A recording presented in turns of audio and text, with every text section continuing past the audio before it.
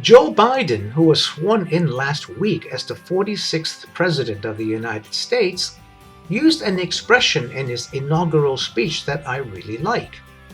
He was not the first American leader to use the expression. Former President Bill Clinton used it in August 2008 when he urged Americans to vote for Barack Obama.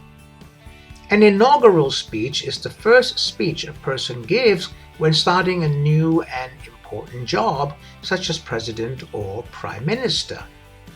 It is the custom of newly elected U.S. presidents to give an inaugural speech. The expression Biden used during his inaugural speech was, "And will lead not merely by the example of our power, but by the power of our example."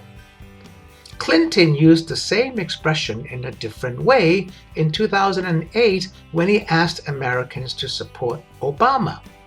He said, "People the world over have always been more impressed by the power of our example than by the example of our power." This expression can be explained in many ways. To explain it clearly, the quote needs to be separated into two parts.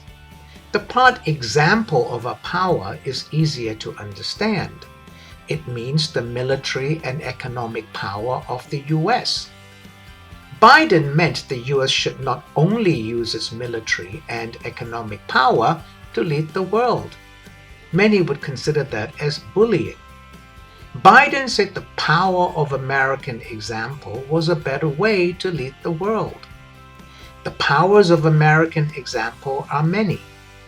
Electing Kamala Harris, a woman who is also half black and half Indian, as vice president is a powerful example of American democracy.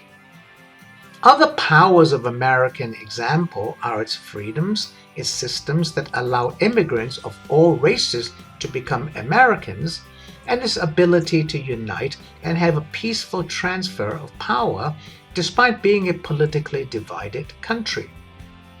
When Clinton used the quote, he meant people all over the world are more impressed by America's democracy, freedoms, defense of human rights, and its ability to self-reflect than by its military power.